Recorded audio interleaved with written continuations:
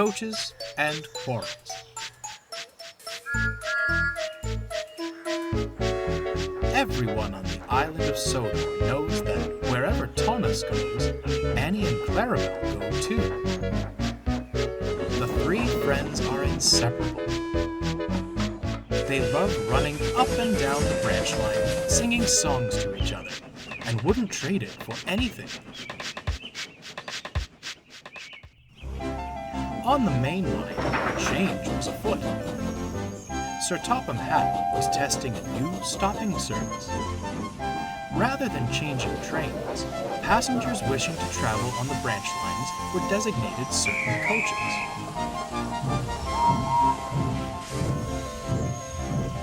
At the junction, the coaches were uncoupled and added to the branch line train. The passengers enjoyed the convenience.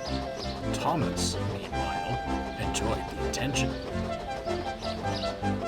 It's only natural the Fat Controller would give me more responsibility, he boasted to Henry one day. Given how well I run the branch line, I'm surprised he didn't do it sooner.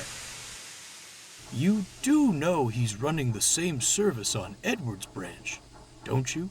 Asked Henry. Thomas wasn't listening.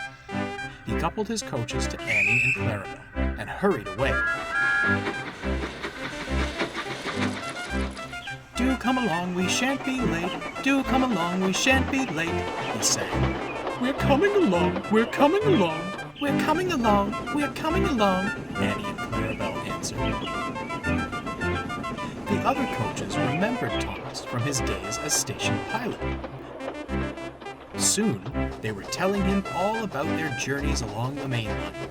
Annie and Clarabelle wanted to sing more songs, but Thomas was too enthralled in the other coaches to notice.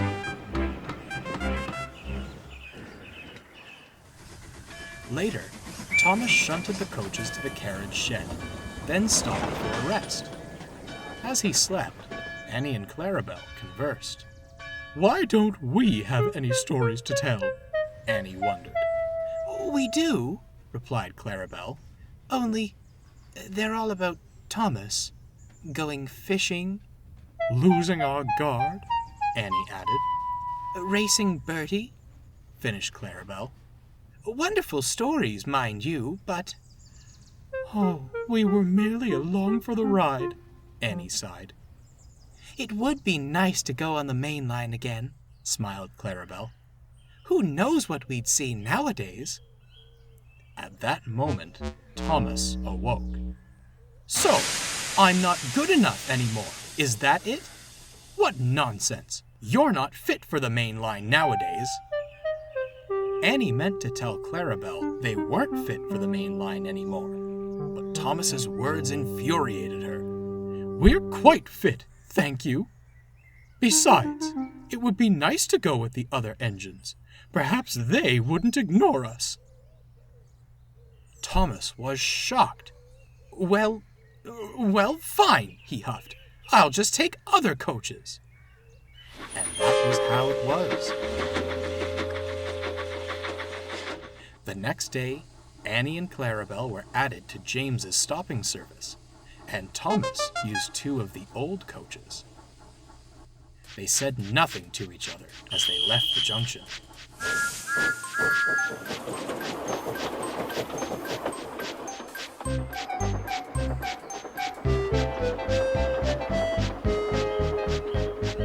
At first, things went well. Thomas felt pleased. Do come along, we shan't be late, he sang. Do come along, we shan't... We won't be late, grumbled the first coach, if you focus on the line and stop that wretched singing.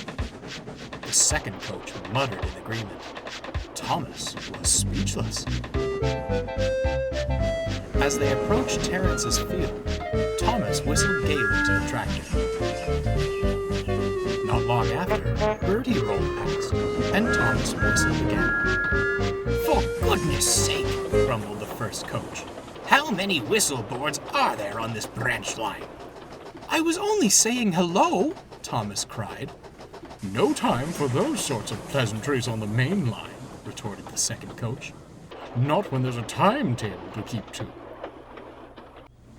Thomas's heart sank. This wasn't what he'd expected at all. He was miserable for the rest of the day. He didn't want to admit it, but he missed Annie and Clarabelle dreadfully. At the end of the day, Thomas was at the junction with his last train. He was having a drink and feeling quite down when Henry fussed in. "Well, Thomas," he fumed, "you wanted more responsibility? Be a responsible engine then, and take these coaches back." Thomas looked up. At the rear of Henry's train were Annie and Clarabelle. "Silly things haven't stopped singing all day. Do come along or you'll be late. I've been on time all day, thank you." Thomas couldn't help but laugh. At once, he coupled the old coaches to Henry's train and took Annie and Clarabelle away. Henry huffed off indignantly. "I'm sorry, you two," said Thomas sadly. "I shouldn't have been so rude. My day has been—" "Dreadful," interrupted Annie sadly. "Ours too." "We missed you dearly," added Clarabelle. "Those mainline engines treated us awfully. Some adventure, that was." "Disgraceful," huffed Thomas. "They should be so lucky to have you on their trains." The three friends stopped. Then they laughed. It was good to be together again.